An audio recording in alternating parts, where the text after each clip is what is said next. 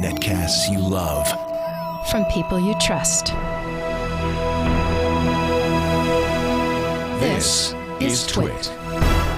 Bandwidth for the Tech Guy is provided by Cachefly. CACHEFLY.com. Hi, this is Leo Laporte, and you're about to hear my Tech Guy video podcast. We do a little edit down so that you don't have 6 hours of video to download. This is the best of episode 695 and episode 696, broadcast on the weekend of Saturday and Sunday, August 28th and 29th, 2010. Enjoy. Well, a good day to you. Leo Laporte here, the Tech Guy, and it's time to talk about technology. I'm sorry. I just chased away half the audience. Technology, by the way, computers, yes, of course, Windows and Mac and Linux and, I don't know, BOS and Solaris and OpenStep and whatever it is that's on your mind, but also could be the Internet. What is a computer without an Internet? It's just a big old calculator, isn't it? When we first got computers in the late 70s, personal computers, that's kind of what they were. They were fancy calculators. You played games with them. Maybe you'd do spreadsheets. It's fancy calculators with some graphics capability. You could do a graph. Then along comes the Internet in the mid-90s. Well, the Internet's older than that, of course, but wide acceptance of the Internet started when the Mosaic browser came out. Remember that? And then Netscape followed in 95 or 94. And that was the revolution, boy. That changed everything. Then, so that was around 94. Windows 95 comes out the next year. Macintosh Apple releases OS 10 in, when was that? Around 90, 98, 97. Microsoft was completely dominant in the 90s, but then, the dot-com revolution starts happening, followed by the dot-com bust in 2000 to 2001. They've slowly been building back. We're back into the dot-com days, aren't we? I mean, the Internet is huge right now. Web 2.0, they call it, the post-dot-com. OS 10, Windows battling back and forth on the desktop. Then along comes this thing called BlackBerry, and then in 2007, the iPhone. And suddenly your computer isn't on your desktop anymore. It's not even on your laptop anymore. It's in your pocket. It's in your hand. And we've got gigahertz processors and big screens and apps.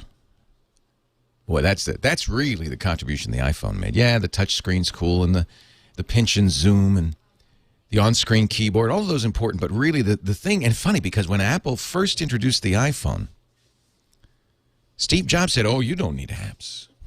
You don't want apps.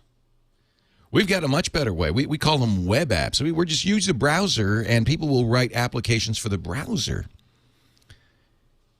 And everybody said, no, we want apps because BlackBerry, and Pocket PC and the Palm, they have, you can buy applications. They weren't called apps yet. You could buy little programs that would run on your smartphone. We want that. Steve Jobs said, no, you don't want that.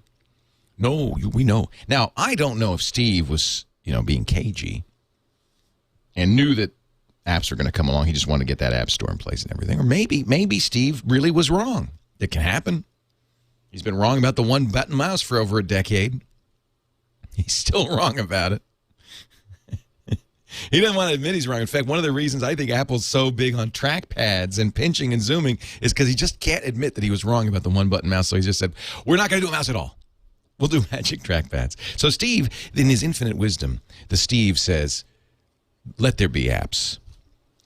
And in 2008, the App Store emerges. Now here we are 2 years later. There's 250,000 apps, and everybody from Palm to Google Android to even Epson printers and HP printers now have apps. You could put an app on your printer. You could download an app that will print tickets for you, things like that.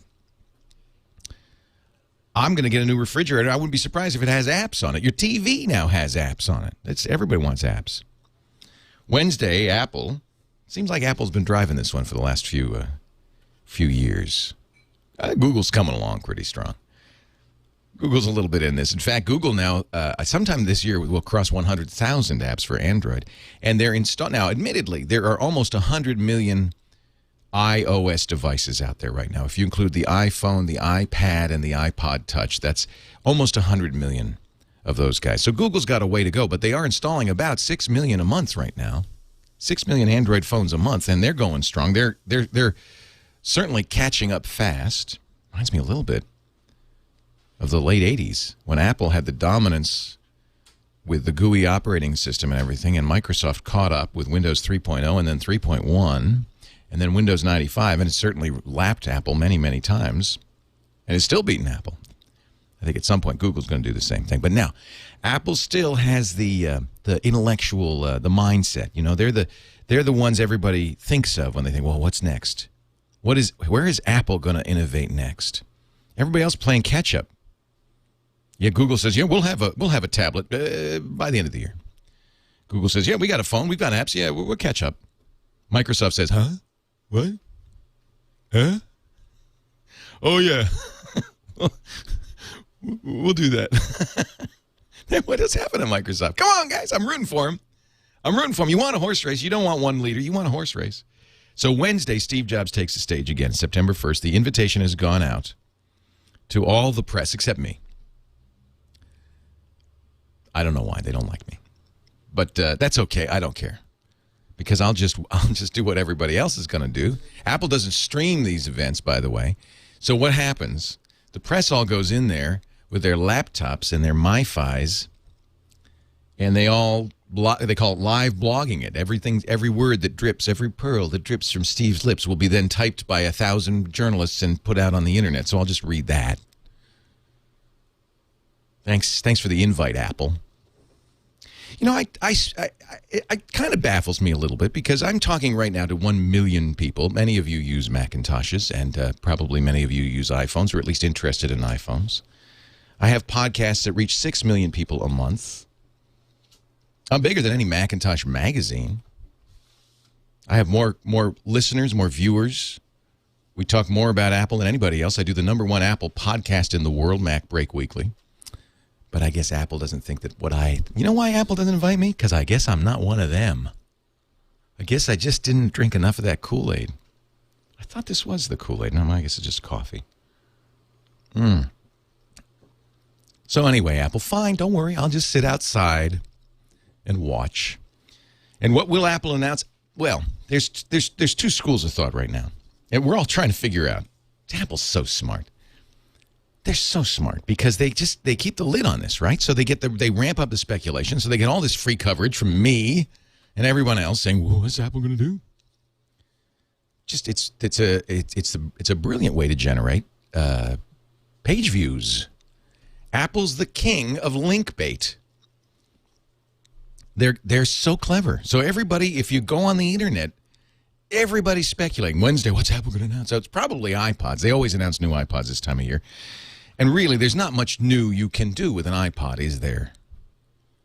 They're going to make them square instead of rectangular. Oh, whoopee. Oh, that's exciting. They got to do something. It's like new cars, right? You can't really, I mean, look, the brakes in the middle, the gas pedals on the right. You can't really change a car that much. Bigger engine, nicer. I mean, you can swoopy-doopy it a little bit, but that's basically the position Apple's in. Everybody has an iPod who wants an iPod now. So they've got to do something to make you want a new one. And that means what? Style. Now, there's some speculation that maybe they'll do an iPod Touch that has the capabilities of the iPhone 4. That is a front-facing camera, so you can do FaceTime with it. I think that's probably the case. I think we'll see a new iPod Touch. But what else? I mean, they can't really change the user interface. So if it's just an iPod announcement, who could care less? And it is the invitation has a guitar on it. So I think the speculation is a guitar. Ooh, maybe there's a new GarageBand. Well, they're due to announce a new iLife package. So probably they'll announce a new iLife package. And they might have some new features. But here's what could happen. This is what I'm hoping is happening. I say this every time Apple has an event. And I've been wrong every time. Maybe that's why they don't invite me. Maybe they like the idea that I'm wrong. I'm going to speculate like this. This is what I think. I think Apple may refresh, and a lot of people think this too, may refresh their Apple TV, which even Steve Jobs said, it's a hobby for us. We don't make any money on it. It's just something we're kind of interested in. By the way, when Steve says something's a hobby, pay close attention. When Steve says, we don't look over there, pay close attention. When Steve said, "Oh, nobody will ever want to read a book on a device," pay close attention. When he said, "Nobody ever want to watch a movie on an iPod," play close attention. That's Steve's tell. You know how in poker, when you're playing poker, you got to figure out if the guy's bluffing, and you look for tells. You know, he's got his left eye blinks uncontrollably, or he touches his mouth, or something. That's a tell. Steve has a tell. Steve's tell is, "Oh, no one would ever want to do that." That means Apple is actively and vigorously working in that direction. So Steve says Apple TV, "Oh, it's just a hobby." That tells me there's something going on. This is the rumor. Apple will start renting shows, TV shows at 99 cents each. They will release, and this makes a lot of sense, an Apple TV that has no storage, no hard drive. Right now, the Apple TV is like a big iPod that you sync up and you download files onto and you watch them on your TV. No storage. Everything streams. It's like a Roku box. Have you seen those? It's a $99 box that attaches to your TV and gets Netflix and other stuff. In fact, it's pretty cool. In fact, I really like it. I bet you somebody at Apple's been looking at that going, "That's what we should do." And Apple has one advantage. They have the iPhone operating system, iOS. And they have this magic trackpad they put out a couple of months ago. So that's wireless. So you sit back at your couch. You've got the magic trackpad in your lap. You've got on screen, you've got iOS. You've got apps, the App Store, so you can download Hulu Plus. You can download Netflix. You want to add capabilities. Comcast decides they want to put stuff on there. They can do it and charge you for it even. They've got the ability to charge automatically. Who does it go through? Apple. Who gets 30% of everything? Apple. Warner Brothers decides they want to give you movies directly instead of going through HBO. Make an app. That's what I think is going to happen Wednesday. At least maybe. It's a good idea. We'll find out. What do you think? 8888 Ask Leo. Let's talk about it. Leo Laporte, the tech guy. 8888 Ask Leo's that number if you want to talk about what Apple might be doing on Wednesday, or maybe you couldn't care less. You want to talk about Windows Phone 7. That's coming out in October. Microsoft, admittedly, they even said, Steve Ballmer said, "Yeah, we're playing catch-up." We missed the cycle. Yeah, they missed the cycle by like 4 years, but they've got something that's actually pretty good looking. Let me tell you, I'm not betting on any horses. I just want there to be a horse race. Because why? Well, because a horse race is good for you and me. If they're all fighting for our business, that keeps prices down and innovation up. That's a good thing. So you don't want Microsoft or Apple or Google or anybody to dominate. And it's bad when they're a monopoly. When Microsoft was a monopoly in the 90s, it slowed them down. It didn't help them as a company. I mean, they made a lot of money, but it didn't help them innovate. It hurt them, and that's why they're hurting now. They got behind because they were on top. It's not good to be on top. Apple's on top now with the iPhone. It's going to hurt them. And I can bet that, look, Steve's very smart. Steve Jobs is sitting in there in the boardroom, and he's telling the folks, "Hey, we're on top. That means we have to try harder because we don't want to get complacent." You can say it all you want. If there's not that fire behind you, if there's not that horse breathing down your neck, it's kind of hard to get excited in the morning, to come in and say, "We're going to beat those sons of guns." You need the horse race. It's good for everybody. So we could talk about that. We could talk about home theater. They're just in unlimited digital photography, one of my favorite subjects. Love to talk about anything with a chip in it. The iPad. Finally, we're going to see some competitors for the iPad. It's taken a while. Well, but if you think about it, not surprising. How long did it take before there were credible competitors for the iPhone? iPhone came out 2007. Was it June 2007? And it was literally 2 years before there was anything even close. And I would say it wasn't until January of this year with the Nexus 1 from Google, the first Android phone that really was any good, that I even considered dropping the iPhone. So Apple had dominance for 2.5 years. I don't think it'll take 2.5 years for people to come up with an iPad. I don't want to say killer, but an iPad competitor. But it might. These things turn out to be hard to do, and Apple has a little bit of an advantage. 1-888-827-5536. That's the phone number. Toll free from anywhere in the U.S. of A. Outside the U.S., when we do have lots of listeners outside the U.S., you can use Skype or any voice over internet protocol phone to call that number. It is a toll-free number in the U.S., so it shouldn't cost you anything to call us with your VoIP. 1+1 if you're outside the U.S. 888-827-5536. Speaking of outside the U.S., from Manitoba, Winnipeg, I combined the two. Charlene is on the line. Hi, Charlene. Hey, Winnetoba, it's all the same. Do you ever call it Winnetoba? No, but I should. Winnipeg, Manitoba. I think I just coined something there. We're actually we're about an hour out of there, but yeah. You're where winter hits hard. Yeah, I'm not looking forward to it. I was not meant to be a prairie girl, and somehow I've been stuck there. It's not fair. Oh, I'm sure it's beautiful in the winter. Oh, yeah, probably. Very white. I just want somewhere warm. I don't blame you. Well, what can I do for you? I was just going to say about I love the cell phone competition thing because Android now has an infantile screen reader, so to competes with the iPad or iPhone, that's kind of nice. I have to say, so are you blind? Yeah, totally. Yeah, so I have to say Apple has done a really superb job, I think, with the iPhone in terms of accessibility, particularly for people with low or no vision. Fabulous. Yeah. And I'm glad that Android has theirs, so like there's competition there, which is really nice. So I don't know anything about the accessibility in Android. So you say it's pretty good? It's okay? It's getting there. Like it's only been around for a year. So it's there. Is it an app or is it built into the operating system? It's built in. Cool. And then there's apps. Like the shell is built in, and then I believe there's apps being built on top of it, kind of thing. So that's fantastic because GUIs are hard for screen readers and things. That's a hard thing to do. And they're doing it free, like the Apple one. So I mean, the Windows phones you can get a screen reader for, but you're paying $300 or $400 for it. Right. And same thing on the desktops. Aren't they expensive? JAWS and programs like that. Yeah. There's a few free open source ones now. I know. I'm excited about that. But are they catching up? Are they almost as good as JAWS now? They're good.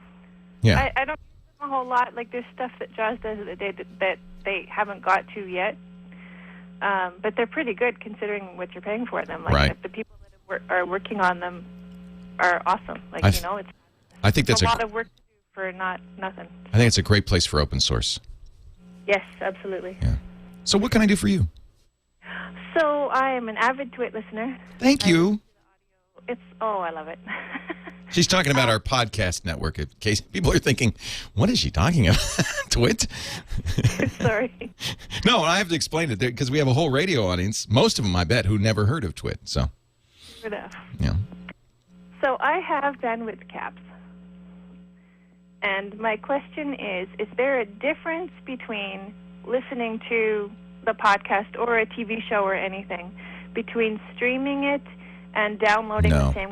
It's exactly the same. If it's the same quality, the number of bits per second, it's the same. Streaming is really just downloading and playing it while it's downloading.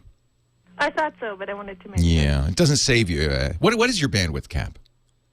Oh, it's like 35 gigs or something. Oh, that's a lot. Oh, you shouldn't run out then. No, audio, no problem. Yeah. Charlie, I'm so glad you listened. It's great to talk to you. All the best in Winnetoba. I hope it doesn't get too cold this winter. Leo Laporte, the tech guy. 8888. Ask Leo. Tim's in Crossville, Tennessee, our next caller. Hey, Tim. Hello, Leo. Welcome to the show. What can I do for you? Got a couple quick questions for you. Yes, sir. I'm a Verizon customer, and I'm not eligible for an upgrade for another year, but AT&T doesn't have very good service here, so would I be happy with getting an iPod Touch? Would it be a good toy to play with for a year? Oh, that's interesting, because you want to use the apps. You kind of want to get an idea of what an iPhone would be like without actually the phone service. Right. Yeah, well, it's certainly a lot cheaper. I have to say that. Yeah. I would watch, because I think Wednesday we'll see a new iPod Touch that probably will duplicate most of the features of the iPhone 4, which means I believe it will have that Retina display. By the way, spectacular. I believe it will have a front-facing camera and the capability to do FaceTime, because you can't do FaceTime over the cell network anyway. Even on an iPhone 4, you have to use Wi-Fi. So you will be exactly at the same situation as somebody with an iPhone 4 for that. Yeah, I think, when somebody asks me these days, they say, I want to get a PDA. Remember like the Palm Pilot? I want a PDA. I want something that it's not a phone. It's just, it has my address book and my calendar. And You know, I said, get an iPod Touch. That's the successor to the Palm Pilot. That's what that is. It's a PDA. Has Wi-Fi. Doesn't have phone service, but you can almost all the apps that you could put on the iPhone, you could put on an iPod Touch. I think, and it's a lot less expensive, and it's an iPod. So yes, yeah. I would say absolutely. I just would say don't buy one till you hear what Apple announces Wednesday. Well, I'm glad I called because I didn't know they were coming out with an updated one. Yeah, well, you know, traditionally September, Apple announces new iPods for the Christmas season. And generally they're available, if not right away, within a few weeks. So it's almost certain they have announced, or they sent invitations to all the other guys, not me. Not that I'm hurt or anything. They sent them to all the other guys and gals, saying, come September 1st, and they have a guitar on it. Looks like the GarageBand guitar icon. It's the time that they would normally do it. They're doing it in a big venue. They're doing it in San Francisco at the Moscone Center, which is the convention center there. That hall that they use there, they use for the big announcements. It holds thousands. The last announcement they did, the antenna gate announcement with the bumpers, that was at Apple's campus. That hall, that little tiny theater holds maybe 250 or 350. This holds several thousand, maybe as many as 5,000. It's huge. I can't remember what the actual capacity is, but it's big. It's where Apple makes its big announcements. Actually, is it? No, I'll have to look at the invitation. See, this is where I'm at a little disadvantage not having seen one. I'm not sure if it's Moscone West, which is the big one, or it's the smaller one next door to it. So that has something to do with it. You know, I mean, if you're going to read tea leaves, then one of the things you want to know is, well, how big is the venue? Because the bigger the venue, the bigger the announcement. In any event, there's no doubt in my mind that they will announce new iPods. The rumor is there'll be a new square iPod Nano without a click wheel. Then there's a rumor that is unfounded, but I think makes sense, that there'll be an iPod Touch that I just described. It'll kind of have the iPhone 4 capabilities, some or all of them.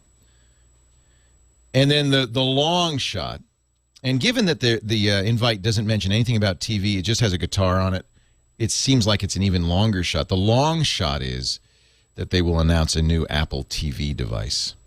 I have to say that if I were an odds maker, I would have knocked the odds way down that they would announce that, because after seeing this guitar, it sure seems to me like it's an announcement of music only on this invitation. If they were going to be an Apple TV, they'd somehow hint at that, wouldn't they? Mashable says they expect a new iPod Touch with FaceTime, which means they'd have to put a camera on the darn thing. We've been waiting for a camera on the iPod Touch for a while. Apple introduced Apple TV 4 years ago at its iTunes event. So this would be the kind of event you'd announce it at. But in 4 years, boy, it's been a long time without an update. So I guess it's possible. We'll be talking about it on the next show. And if anybody from Apple's listening, why didn't you invite me? Why? Do you not like me anymore? Javier in Torrance, California. Leo Laporte, the tech guy. Hey, Leo. Hey, Javier. Another person who is a live example of the advantages to carbonite. I have 78 songs that disappeared off my computer from my iTunes library. Oh, no. Oh, yes. Now, my good thing is they're still on my iPhone. But I need a way to pull them off of the iPhone back onto my computer, because they came from CDs, and those CDs are gone. Yeah. So Apple, in their infinite wisdom, this is, by the way, you want to know why I don't get invited to Apple events? Listen to the answer to this call. Apple, in their infinite wisdom, has decided that the iPod would make a marvelous piracy device if they were to let you to copy stuff off of it, right? You just go around with your 64 gigabyte or 160 gigabyte iPod, and you say to your friend, hey, I got a whole record collection on here, just take it. And minutes later, he'd have everything. So they don't build in a capability of getting data off of the iPod. But, of course... They didn't really make it too hard, and there are lots of programs out there that will do exactly that. So are you on Windows or Macintosh? Windows XP. Okay. Windows XP. And some people say, and maybe this is the case, that Apple does such a lousy job of protecting these songs because it's really easy to do it precisely because they really, it's just the recording industry that's making them do it, but their heart isn't in it. And I suppose that's possible. I don't know if their heart's not in it or what. I downloaded for my daughter. We had the same problem. My daughter was about to go to college, and all of her songs were on her iPod, and she'd never. By the way, this is a bad idea. She like my son buys her music online on the phone or on the iPod Touch, and never copied them to her computer. And that's such a terrible idea. If you lose that iPod, you've lost him, and Apple will not replace him. So before she went to college, I said, "Honey, let's get this." Let's get this thing off of your iPod, these music off your iPod and onto your computer. And she agreed that was a good idea. On the Mac, I've been using a program called iPod Rip. But the folks in the chat room have always got some good suggestions for the best Windows versions. And I always forget them, so I'm going to ask them once again. What do you recommend for pulling music off of it's an iPod Touch? An iPhone. An iPhone. A little different with the iPhone. Uh-huh. A little different on the iPhone than the iPod. What do you recommend for pulling music off the iPhone? Well, there's one, J.C. Calhoun says YammyPod. There's another one, digidna.com. I've used SharePod before and had good results with it. SharePod. I've heard you mention that one before. Yeah, getsharepod.com. So I think any of those will get the job done. CopyTrans. It is not a jailbroken iPhone. So that's kind of the iPhone's a little bit harder, but SharePod says it does work for the iPhone. Backup, share, change. So they're even acknowledging the fact that that's what people are going to do with it. They're going to share their music with other people. That was DigiPhone? A DigiDNA, but I would say this is the one, SharePod. Okay. That's probably the one I would use. Good luck. Yeah, and folks, if you've got music on an iPod, back them up. Don't just assume that the iPod's going to be safe forever. An iPod is about the worst possible backup device you could think of, right? You're going to, chances of it getting lost or damaged are very high. That's not a backup. So use carbonite or something else, but make sure you get that stuff backed up. Thank you, chat room. Now I won't get invited to any music industry events either. I don't really care about not getting invited to industry events of any kind because it's easy to cover them from outside. I feel like, and I don't even feel slighted. I feel like it's a slight to you, though. It's a slight to people who listen to me, who expect me to cover these things. When Apple doesn't invite me, I don't feel like they're insulting me, but in a way, aren't they insulting all of us by saying, "No, your listeners don't get the coverage that, say, people who read the New York Times do, or people who read the Wall Street Journal. No, your listeners, they're somehow second class to those folks." That's the insult. For me, I don't care. I probably wouldn't even go anyway. I find it surprising that Apple would. Clearly, they use this invitation list as an instrument. This is, by the way, why I don't talk to PR people. I don't curry favor with tech companies because they do whatever they can. So I don't take any products from tech companies. I refuse them and buy them because they'll use any means they can to influence you. So it's very clear when Apple doesn't invite me to an event, it's a, quote, punishment, right, for some perceived slight. They're saying, well, Leo, if you're not going to cover our stuff more favorably, I guess we just won't invite you to our events. Well, you know what I have to say to that, Apple. I just won't say it out loud. More calls to come. 8888 Ask Leo. I am Leo Laporte, the tech guy. 8888 Ask Leo. Sometimes I just like to listen to the music. Tammy Herrera playing the music today. Well, not exactly playing the instruments. She's playing the music, though. Sitting on the board, Rebecca Baker on the phones. 8888 Ask Leo. That's my phone number. Don in Victor, Montana. Hi, Don. Leo Laporte, the tech guy. Hello, Leo. Hello, Don. I'm surprised you can get the signal because, we got so many deer and elk out here that sometimes they really do bollocks up the signal, but I'm glad I'm getting through. Well, I'm sure they're beautiful, too. No, really, I do happen to live in a beautiful part of the state. Oh, I know. There's nothing more beautiful than Montana. It's a beautiful state. Well, thank you so much. I have to preface my comment to you and my question based upon the fact that you're talking to a 78-year-old old fogey who really is not technologically.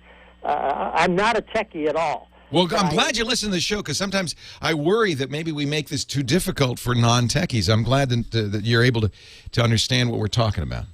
Well, I pick up a lot of stuff, and over the years, obviously, I got a little bit of gray matter between the years, and I gain something from every one of your shows. Well, I always assume, and I think that's something I'm pretty proud of. I always assume, and most mass media doesn't do this, but I always assume an intelligence on the part of our listeners.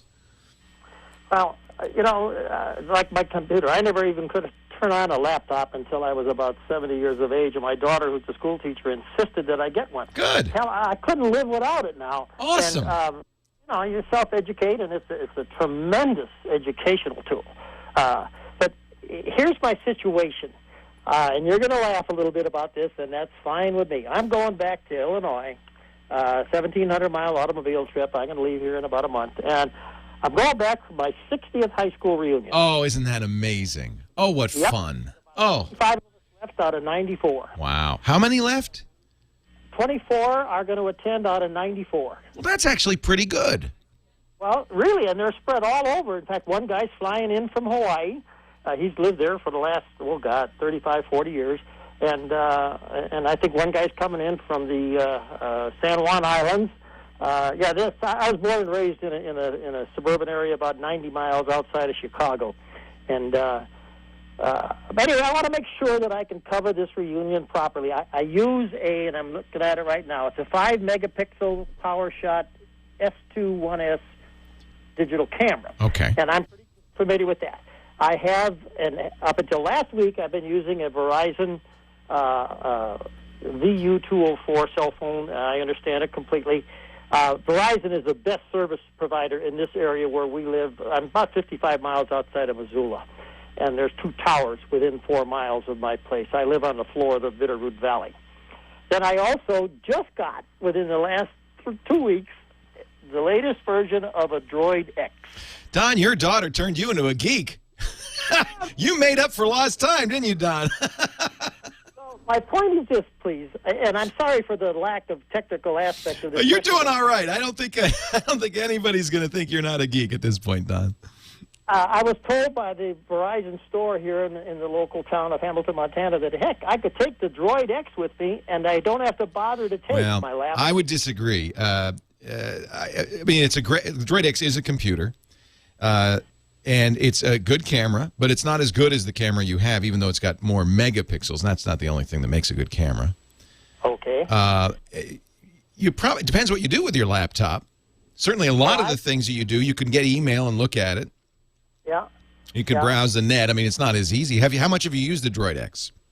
Very little. I'm learning. I had them send me a printed instruction manual. One does not come with it. I know. I know. Nowadays, nothing comes with a manual. God almighty. I know. Isn't that strange? I guess the assumption is you'll figure it out. I don't quite understand that. Even a computer, you get a brand new laptop. If you're lucky, it comes with a 10-page pamphlet. I know it. But so I'm very pleased with it so far. I'm learning, and it's a lot of fun, and I love the big screen. Good. Yeah. Oh, I think it's a great phone. And since you're a Verizon user, it's I think the way to go. Although I do like the Droid 2 a lot. If you want a physical keyboard, the Droid 2 is also a good choice. But I'm a Droid X user, so I'm with you. I think it's a great phone. Can it replace a laptop?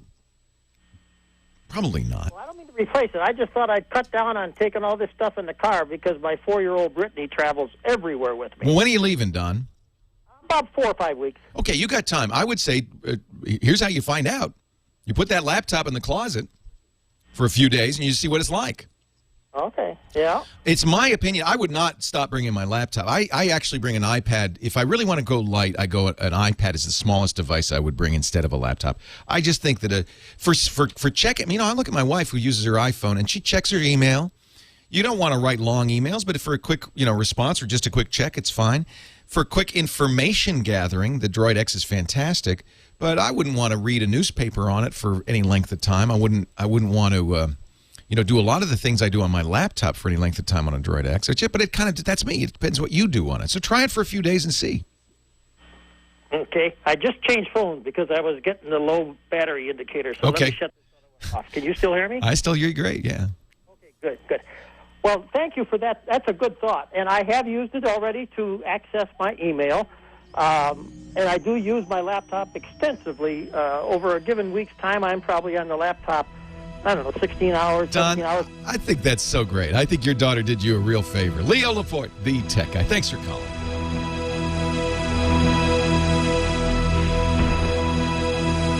That's so great. I don't know anything about technology. He's got a Droid X. He's got a digital camera. He's got a laptop computer. He spends 16 hours a week on. I think the guy counts as a geek, don't you? I love it.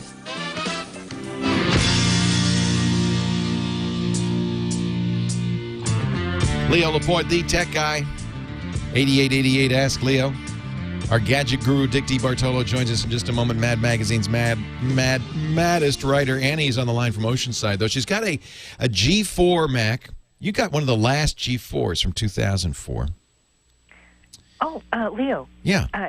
Okay, yeah. Also, what I have is the Panther, and now if I upgraded to the Tiger, would that help? No. The problem is, right about 2004, Apple decided to stop using those Motorola G4 chips and start using Intel Core 2 chips. And and Apple does this from time to time, they've drawn a line in the sand and said, you know, we're not going to support anything pre-Intel. So how do you get it to work? You got to buy a new computer with an Intel chip in it. So you can upgrade. Yeah, you can upgrade to Tiger. You can upgrade to Leopard even, I think, but I don't know. I don't think you can go to Snow Leopard. That's the most recent one. But that's not going to solve the updates issue. Oh. Because a lot of the software that doesn't work on your system, it's not because of the operating system. It's because it's looking for an Intel chip. Oh no. Okay. So if you want to upgrade, you can upgrade to Leopard, and that's as far as you can go. You won't be able to go any farther. You're going to increasingly see compatibility issues. Like Safari, they'll say, you know, I've got to have an Intel chip. I won't run on a G4 chip. Oh, that's it. Okay. Can I ask you one more question real quick? Sure. I heard you mention something about people at one point about security going to a website that might be a phony one or something. Now, if you're on a Mac and you do that, you're usually okay, because most of these malware sites, and by the way, it could look like a real site. Often does. Looks like your bank or looks like YouTube, and it's almost indistinguishable, except for if you look carefully at the address. It's not youtube.com. It's youtube.hacker.com or something like that. You know, it's usually, you know, if you look carefully, you go, oh, that's not YouTube.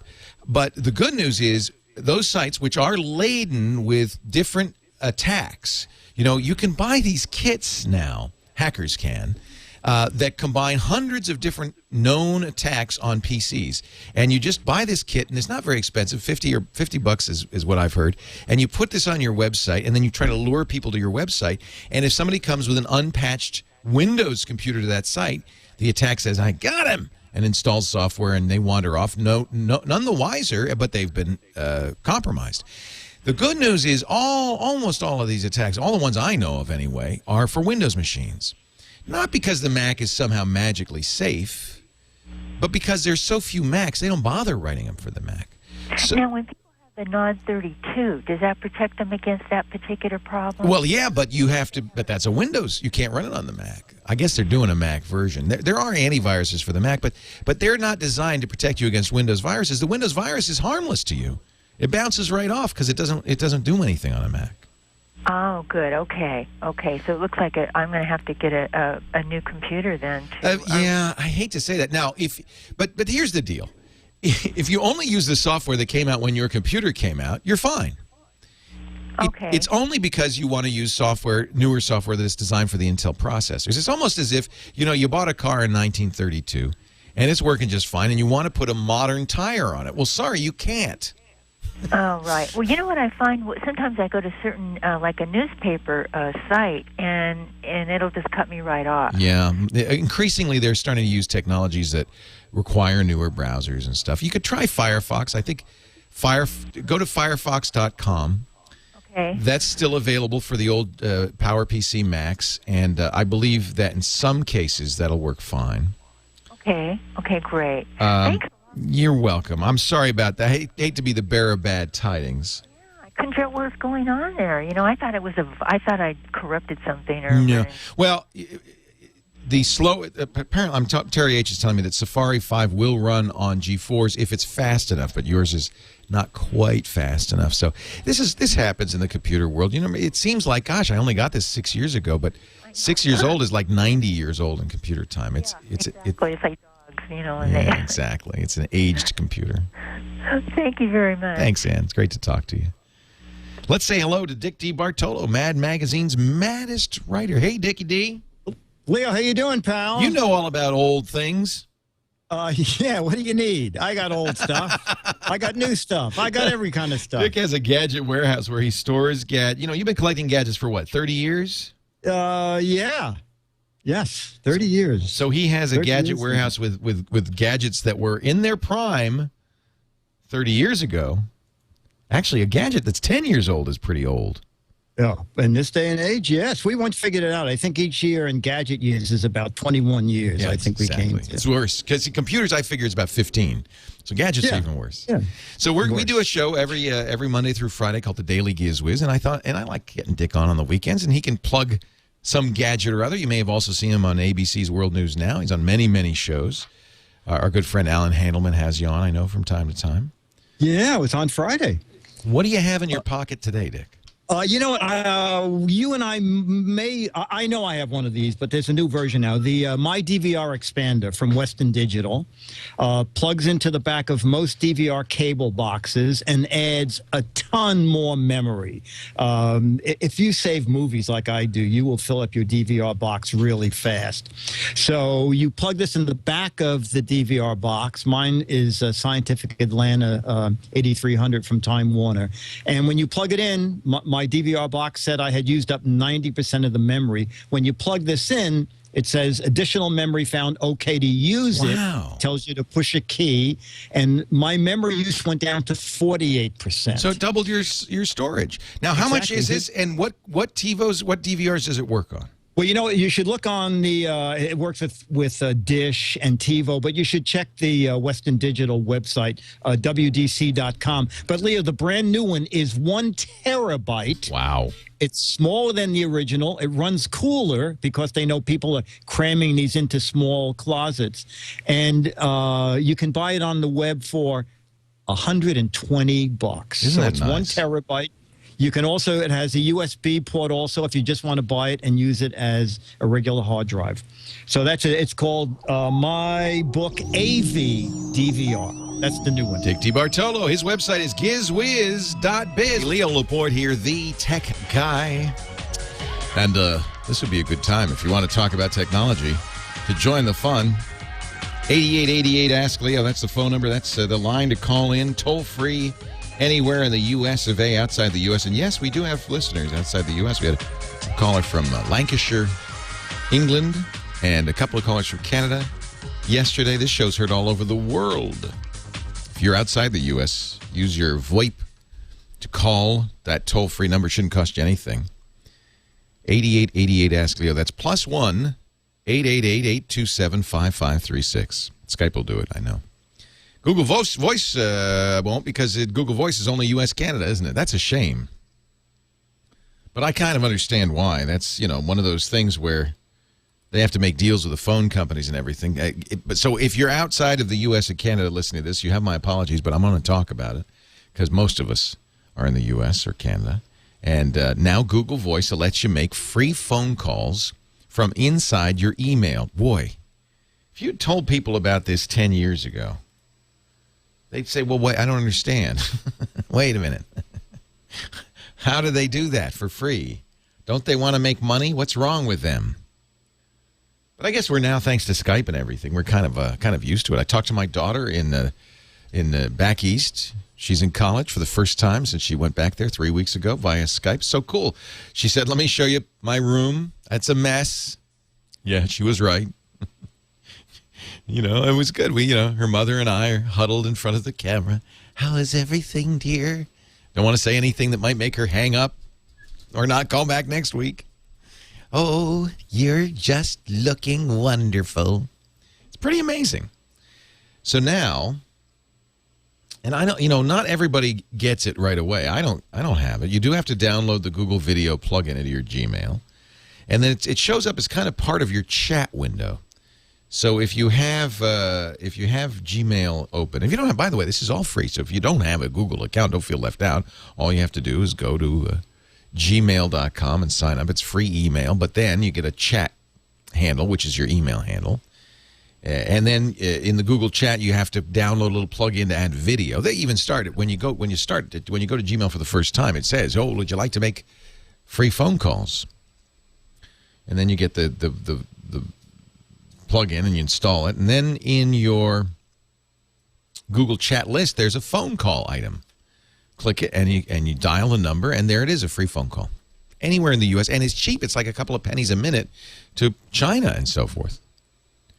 I wonder if we'll get any. In fact, I'd love to get some calls from Google Voice today, just so we can hear the quality. I know it's variable.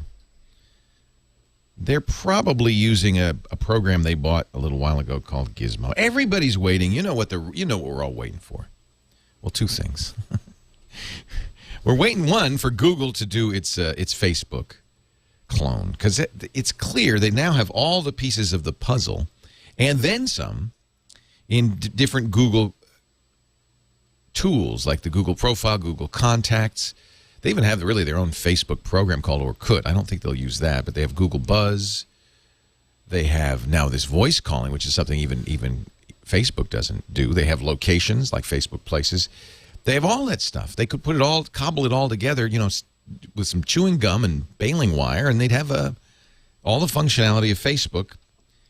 And why, you might ask, would I use Google instead of Facebook? Well, at least there'd be some competition. I mean, it's not necessarily better. I'm not sure I fully trust Facebook's privacy and so forth. Google, well, we'll just have to keep watching them. But one of the ways Google would do it that's a little different than Facebook is they would be, I think, a little bit more open to others interoperating with them. So that's one thing we're waiting for is Google Me. We think that's what it'll be called. It should be soon. Google had this announcement on Wednesday to announce the Google Voice. I thought for sure that was going to be the Google Me announcement, and then they said, no, we're putting phone calls, free phone calls into Gmail. I still don't have it. All right, I'd demo it for you, but I don't have it. I'd call myself. It's pretty cool. And I'm sure before the show's over, somebody will call us. So that's one thing we're waiting for. The other thing we're waiting for, of course, is Wednesday. Wednesday, we now know Apple has sent out an invitation. Apple's going to have an event. It's going to be at the Yerba Buena Center. That's traditionally where Apple announces its new iPods, and it's that time of year for the iPod announcements. They like to announce them in September, so they'll be in stores in time for holiday shopping. You'd think they'd announce them a little earlier, so maybe they'd be in store for back to school, but maybe there's not a big back to school market for iPods. I don't know. Lots of rumors as always, and I hate to feed the Apple marketing machine, but it's almost impossible not to. They're so brilliant that if you wonder why Apple keeps such a tight lid on all the rumors and make sure that their employees never talk on pain of almost pain of death, pain of banishment from the Apple nirvana, it's because when there's no information, then people like me and the trade press and even the regular press speculate like crazy, and they get lots of free ink leading right up to the event. Then the event happens, and no matter what they say, even if it's something as stupid as Apple's iPod socks, they actually they had an event. I literally went all the way down to Cupertino, where Apple's headquarters are, for an event in which they announced iPod socks and the Apple Hi-Fi, the speaker system that you dock an iPod into. It was like the biggest, huh? You got me to come all the way here for that? Now, of course, the last two announcements Apple's made have been pretty big. They announced the iPad in January. That was huge. And then, of course, they had that big press conference about their antenna problems with the iPhone 4. That was huge. They've invited lots of people to go to this event, but not me. And I don't take this personally. Well, I do, actually. It breaks my heart. I don't take it personally. I feel it's not inviting you. It's not inviting the people who listen to this show, the people who listen to my podcasts. Not just not inviting me. It's not inviting the people who I cover this stuff for. I do the most listened to Apple podcast in the world, and apparently not enough to get me an invite. Now, I know Apple's listening right now. So, because this radio show not only is on 124 stations all over the country, and XM 158, but right now we're listened to on KGO in San Francisco, which is the big talk radio station in Silicon Valley. So I know there's thousands of Apple employees listening. Hey, everybody. I just want you to know, it's okay you didn't invite me. I'm crying, but it's okay. I understand. Maybe you only want to have people in there who will say nice things, who won't criticize your iPod socks. Maybe that's why. Maybe there's not enough seats. Maybe that blogger from Kenosha is more important than me. That's okay. It's not me I feel for. It's the millions of people I talk to every week who won't get the latest Apple news as a result. You see, this is why they don't care, because they know no matter what, I'm going to talk about it. They get the free publicity. And the truth is, I don't really mind. Yeah, that's right. Bob and Callie in our chat room is saying, nice passive-aggressive there, Leo. No, I could do better. It's okay if you don't invite me, Apple. I'll sit right here in the corner and cry quietly. I can. The only reason I'd like to go, and, actually I don't want to go, because then you have to meet PR people. And I loathe PR people. PR people are the worst people in the world. Their job, they're paid to lie. They're paid to tell you that, there's no problem with the iPhone, or, that's their job. Their job is to make everything pretty and beautiful. And they know I loathe them. It's a mutual loathing. So it's fine. I'll stand back here and cover it from a distance. We don't have to talk to each other. But I do think it might be interesting. Now, it's possible that Apple will announce nothing of interest at all. They have done that. They could do that. They could announce another equivalent of the iPod socks, or and some rumors are maybe a Square Nano, because right now Apple's they've got to gin up some sales on the iPod because everybody who wants one has one, and frankly, think about it. Do you need a new one? No, it works fine. How do they get you to buy a new iPad? Oh, now it comes in blue, or now it's square. You wouldn't want to be carrying around last year's model, would you? It's not like they can do anything to the iPod to make it actually better. So they'll make it look different. It'll be a new model year. They've learned from Detroit. You just, put fins on it. Hey, that's a good idea. Maybe they'll have the first iPod with fins. They better not mess with the connector, though, because, we've all invested a lot of money in Apple accessories with this 30-pin dock. Boy, they better not change that. Square or not. And there's rumors. They'll do an iPod Touch with the capabilities of the iPhone, all except the phone part, obviously. But they'll have the Retina display, that high-res display. That'd be nice.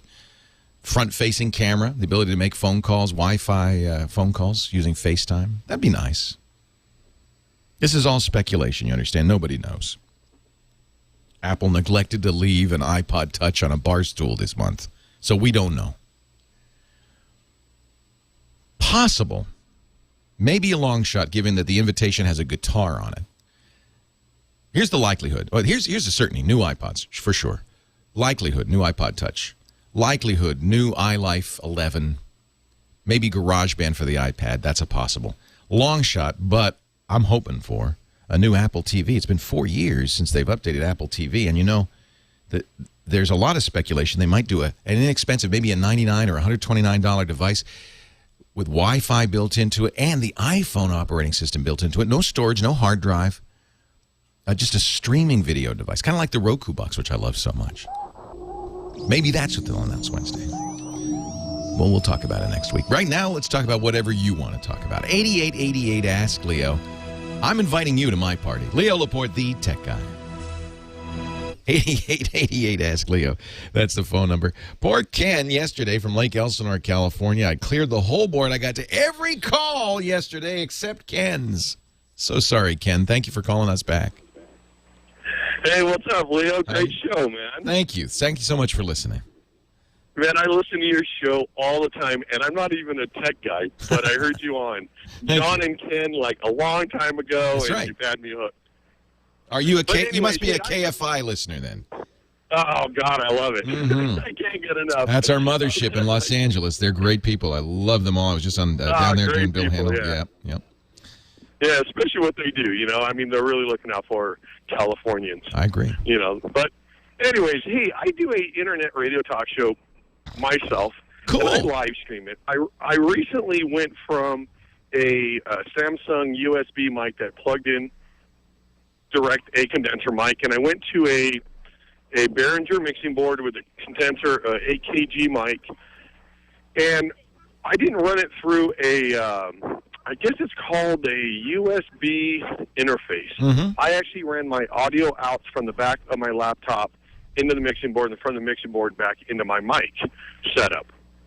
I have been told the USB interface is a whole lot cleaner to do that, but I'm also worried about, because I live stream my show also, and I'm worried about overloading my USB cables by doing that, or ports, I guess it is.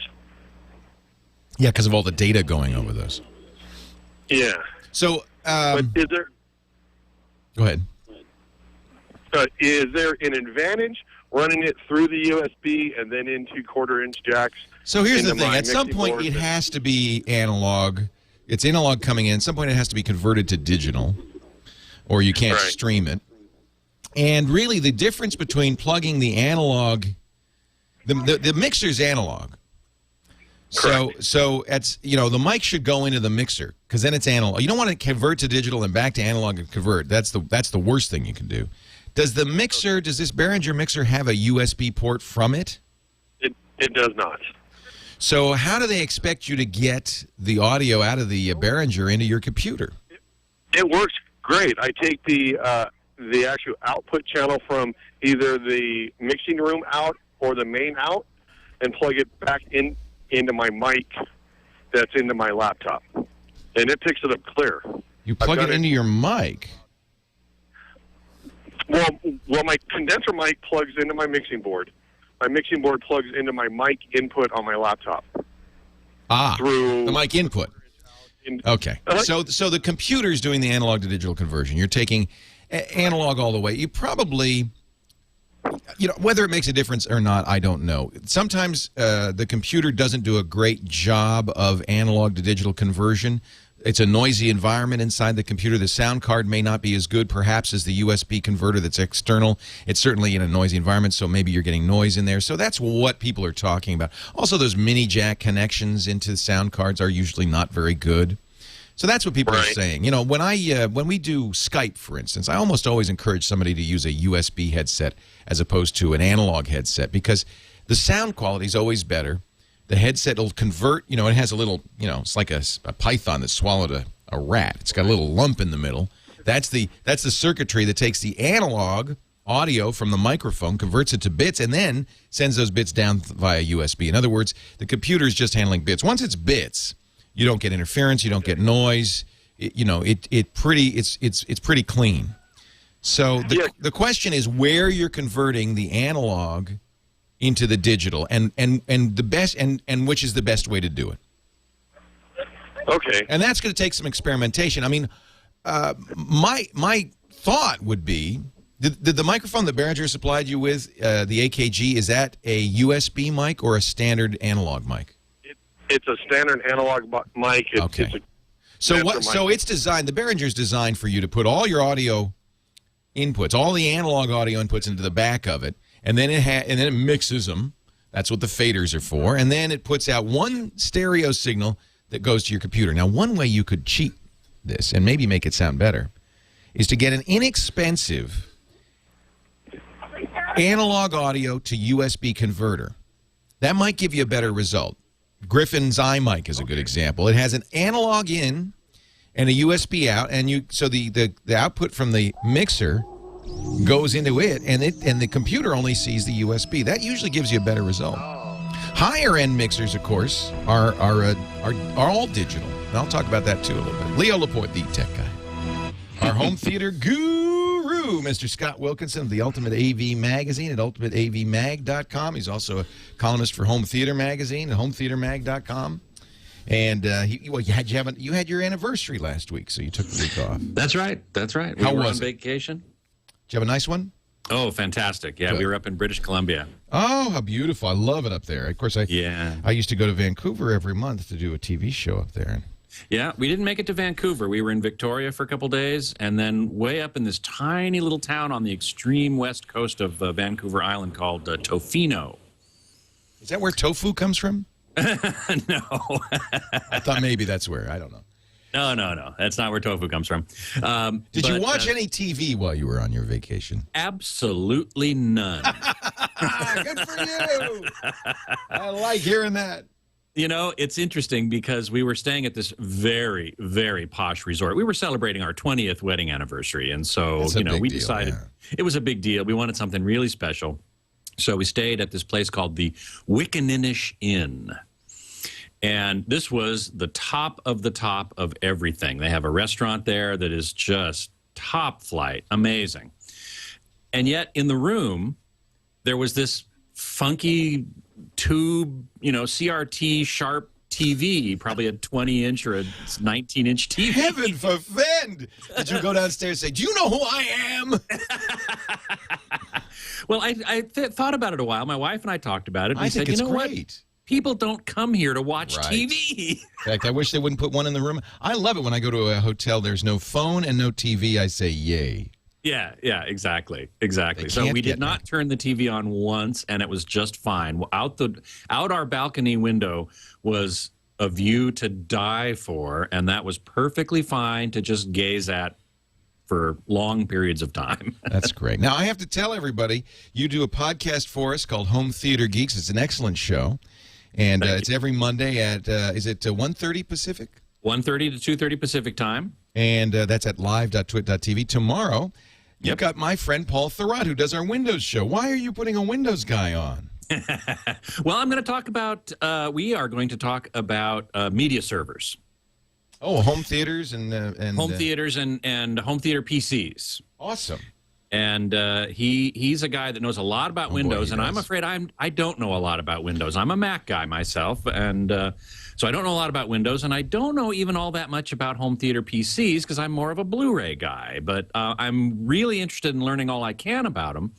And Paul is a guy who apparently knows a lot about it, so I'm really looking forward to talking with him tomorrow. You know what else is these, as you said, these home media servers, and he's a big fan of these. I use it too. It's a big hard drive that's connected only to your network. It doesn't have a screen or a keyboard usually, but it has lots of storage, and it holds photos, music, and movies. That's right. This increasingly is becoming a sensible way to kind of centralize all of your media into one box. That's right, and then share it around the house and play it on any display or any speaker system you have anywhere in the house over the Ethernet, the local area network that you have in your house. So it's still, and we've talked about DLNA and stuff, it's still a geek's kind of world. It's something where you'll either have an installer come in and set up a very complicated system, or you'll be kind of a geek yourself and do it yourself. I don't think it's easy yet, but I do believe in the next 6 months between Google TV and this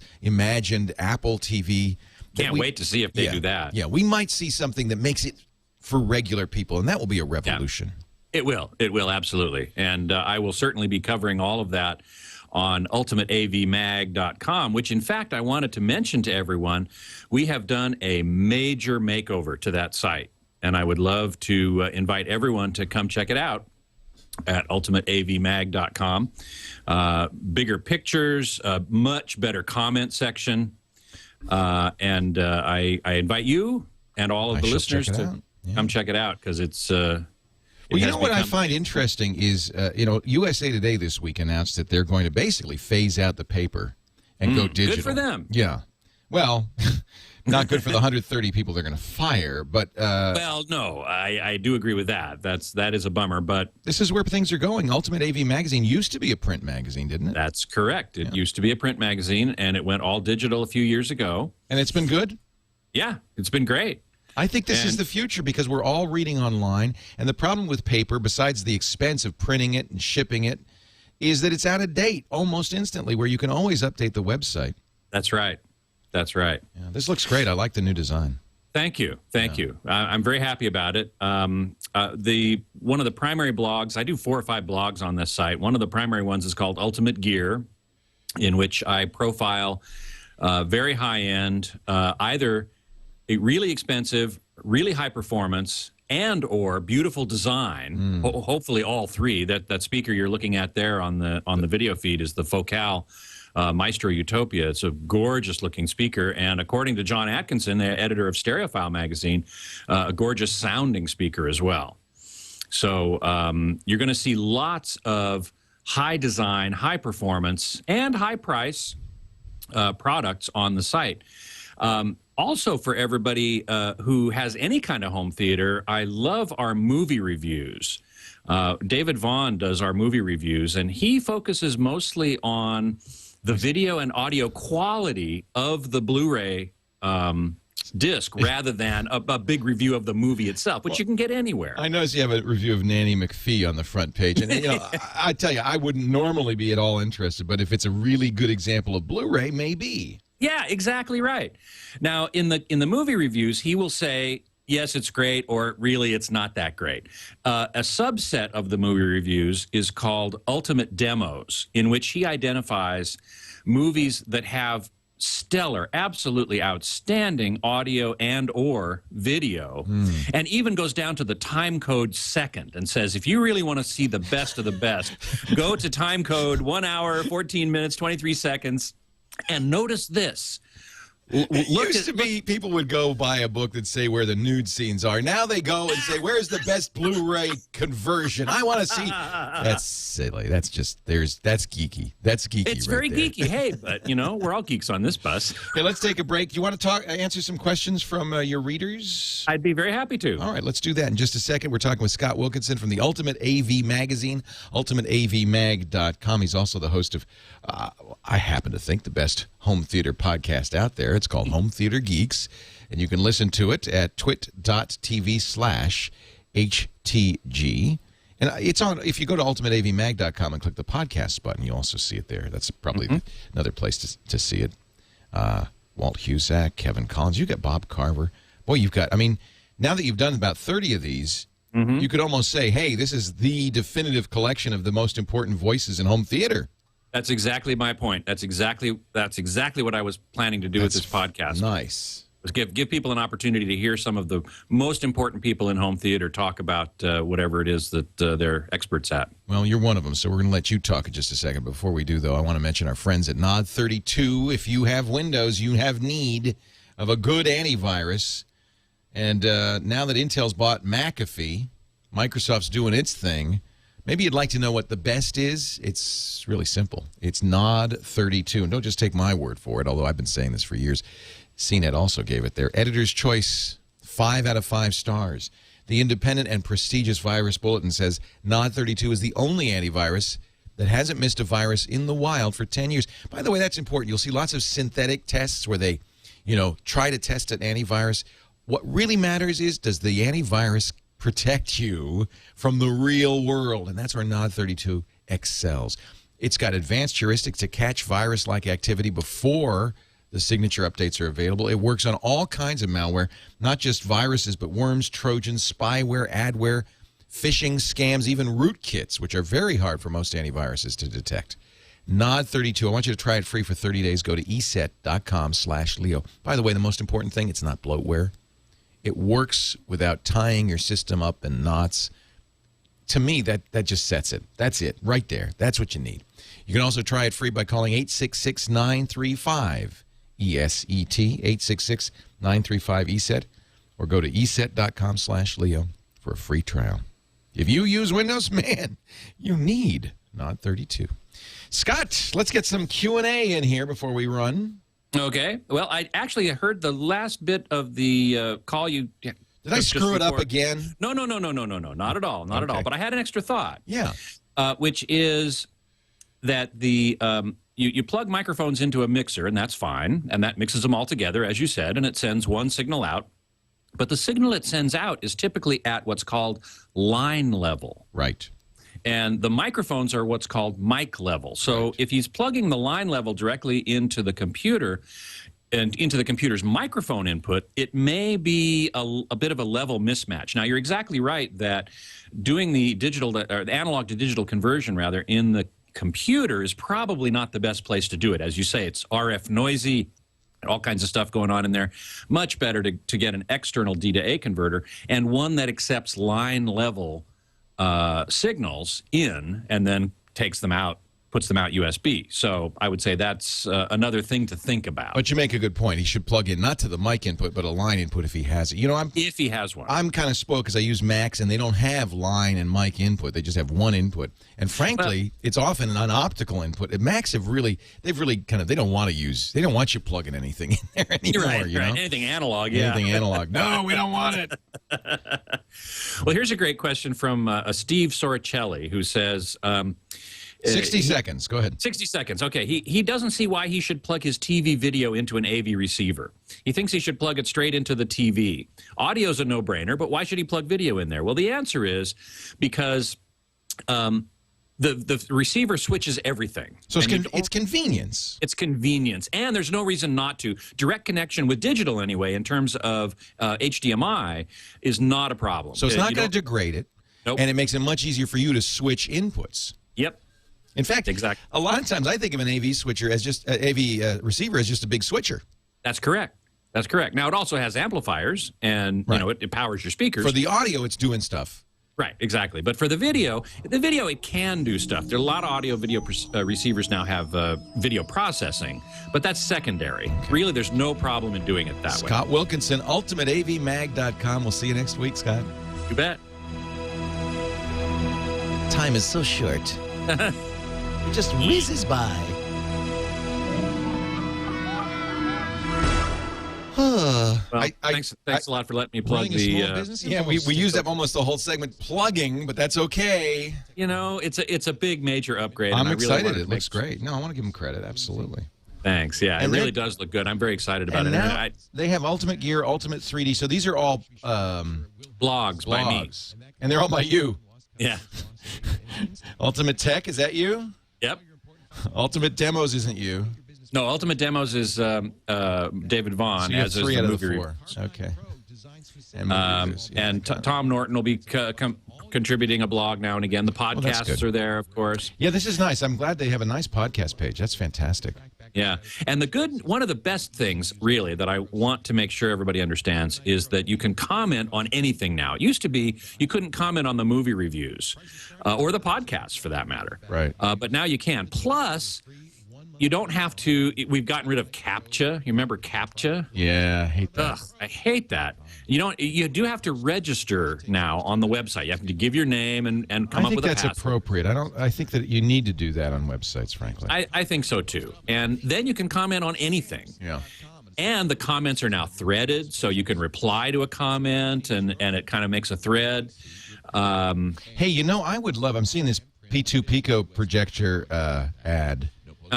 I would love to talk about those sometime. Ooh, do you know anything about Pico projectors? Somewhat. They're not quite ultimate enough for home theater. Right. They're more of a business application. Right.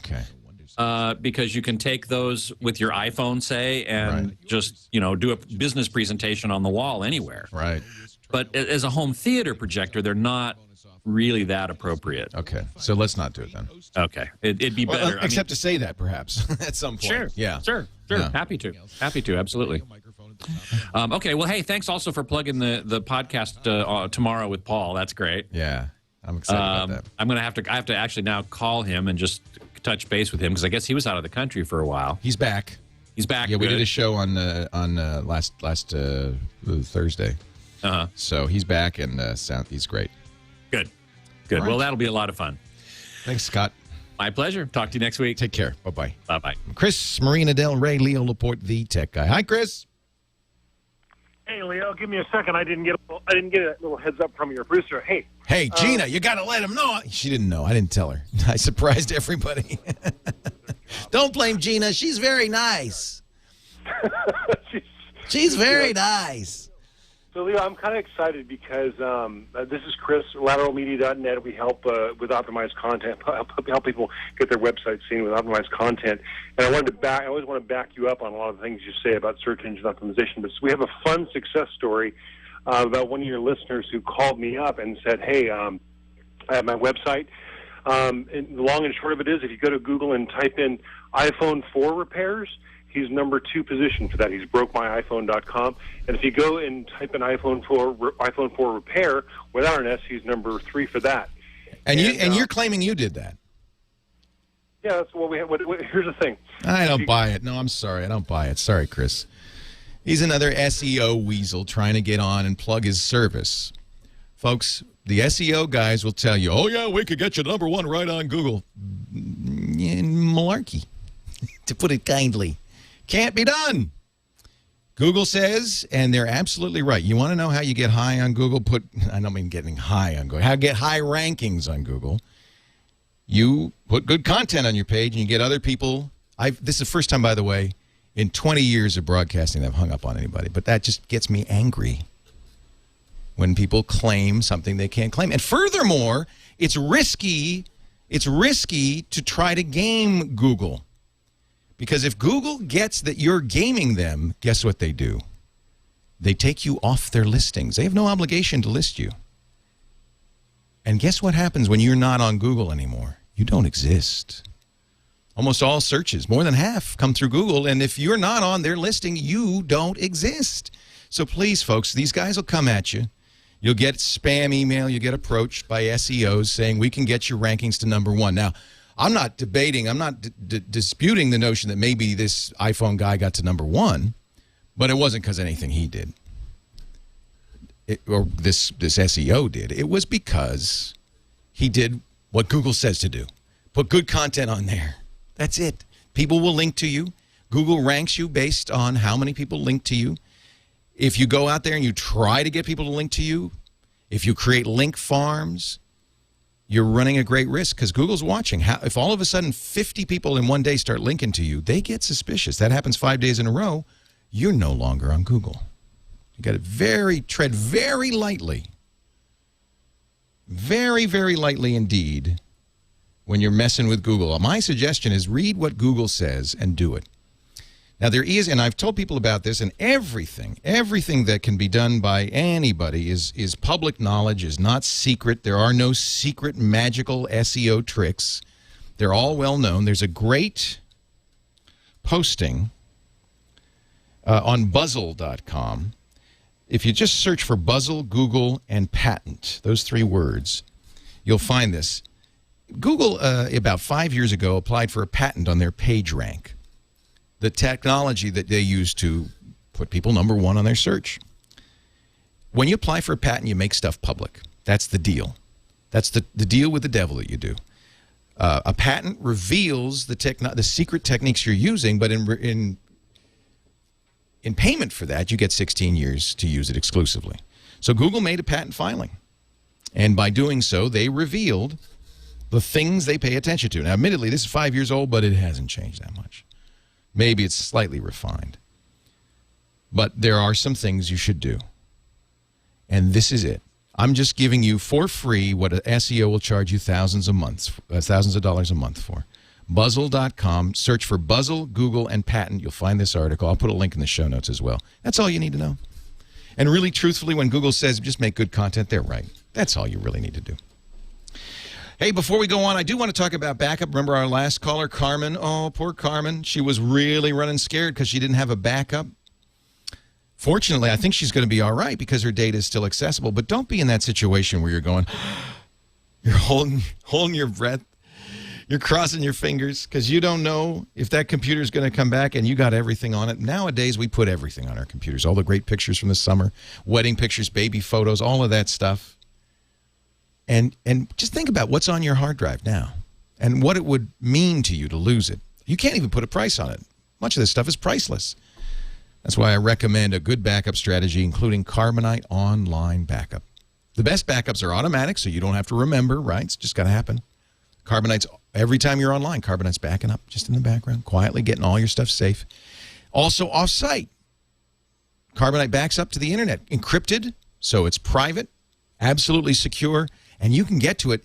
Even if your whole house burns down and all your backups, you can go to your neighbor's computer, log onto your Carbonite account, and there's your stuff. Safe as houses. Safer, right? Carbonite.com/Leo. You can try it free for 15 days. Carbonite.com/Leo. And if you decide you like it, and I do want you to try before you buy, go to Carbonite.com, use the offer code Leo, you'll get 2 free months. It's less than $55 a year for this kind of peace of mind. It's really well worth it. I use it all the time, Mac or PC. Carbonite.com, offer code Leo. Give it a try today. You're going to love it. Chris in Chatworth, California. Hey, Chris, Leo Laporte, the tech guy. Chris, are you there? Oh, I got to push the button. Oh, there he is. Hi, Chris. Oh, we both pushed it, Luis. Oh, no, I didn't push it. Oh, maybe I hung up on it by accident. Anyway, David, let's try it again. I will, hands off here. David in Sky Forest, California. Hi, David. Oh, boy, Leo, I get to be the guy following your only hang-up in 20 years. In 20 years of broadcasting. Wow. I just wasn't, the guy was going to give a plug for a service I don't believe in, so I wasn't going to let him go any further. Can I give a plug for mine? I'm the blind guy that has the music, with the stress reduction music. You know you can, David. I'm very good at plugs. I love letting people plug their stuff, as long as it's real. You can use it this time. You can go there and actually chill out a little bit. I'll listen on Twitter. I loved the stuff I listened to last time. It was really cool. What's the URL? It's David-Arellano, ARELLANO.com. And you're a musician. You create. Is it? How would you characterize this? It's just soothing, relaxing music. Well, it's a little bit more than that because I kind of channel it. I sit down. I put a bunch of templates out on my synthesizers. I put some sounds out, and then I just sit there and for a few minutes I just let the music come to me, and then I play it. I don't rehearse it. I don't make it up. I mean, I make it up as I go along. Is what I'm saying. Yeah, but before anybody thinks they could do the same thing, how many years have you spent? Oh, yeah. Well, I've been playing professionally since 1963. Yeah, there's a little bit of skill. Yeah, I would agree, but I do. It's channeled. I let the universe tell me what to do. You know, David, you got a bad link on your front page. I hate to say it, but I click the here, and I get a file not found. Uh-oh. You better fix that. Okay, I'll fix that. We're gonna send a lot of people there, and they're not gonna find what they're looking for. Here. Okay. That's all right. You don't have to fix it now, but I'll tell you what. I'm gonna play Light Traveler while we talk. Go ahead. All right. Here's what the reason that I called is because, as I mentioned earlier, I can't see, and I use VoiceOver on Mac. It's a wonderful, wonderful thing. However, when I need tech support for it, I'll call the Mac people up, and whoever I get is who I get. I get the luck of the draw. The guy, most of the time, I have to tell them what VoiceOver is. That's not right. And the reason I wanted to get in today is because if anybody at all from Apple is listening, please get an accessibilities department. You know, they're so committed to accessibility, at least in terms of putting it into their operating systems and their iPhone and their iPad. I'm surprised they don't have somebody who can help. No, they don't, because you call in and whoever you get, you get. I think it's a measure. It really is truly a measure of how poor support has become across the board, because companies no longer bundle the cost of support in. So you get some call center, usually out of the country. Guy's got a notebook. There's no V for voice, and it's, he doesn't know where to go. I hear somebody talking. You have a podcast to plug to? Yes. Yeah, it's the podcast button at the top of the page, she said. Oh, okay. Yeah, okay, I'm with you. Now, I don't know if do you have Apple Care? Yes, I do. I bought it specifically because I knew that I was going to have this problem. You're calling the Apple Care number and still getting lousy support. Well, I won't say it's lousy support. I think first off, every one of the people that I get speak English, and I love that. And they're nice. They're very nice. But they just don't know what VoiceOver is. Yeah, exactly. And if they spend as many hours as I have trying to get this situations that I run into straightened out as I have, then they would know that they need at least a couple of people on duty every shift that you can just go to and say, hey, I've got a voiceover issue, or I have a visual issue, or whatever, and then people really know it. You know, I think you're absolutely right, and you should be able to say, hey, give me the accessibility department. I think that's fair. And so I'm just trying to drop a word into Apple's ear, if at all possible, their earphone. And, please, make it, you guys you've gone most of the way. You just need to go that extra little step to make it accessible for everybody. I click the podcast link because then you get a list of stuff you can play, a whole bunch of them. And we're listening I've right got now. about 3 days worth of stuff up there. Please go to it, folks. I don't want Leo hanging up on you anymore. You got to go listen to my music. David-ARE-double-L-A-N-O. David- we'll put it at techguylabs.com, and then everybody will know where it is for the rest of eternity. Or Leo, you're the best, and thank you for not hanging up on me. I would never hang up on you. Thanks, David. Leo Laporte, the tech guy. It's pretty stuff if you want to relax. It's kind of neat that he just improvises it. But you know what they say, you can improvise if you have years of experience. See you next time. I'm Leo Laporte, the tech guy. Have a great geek week.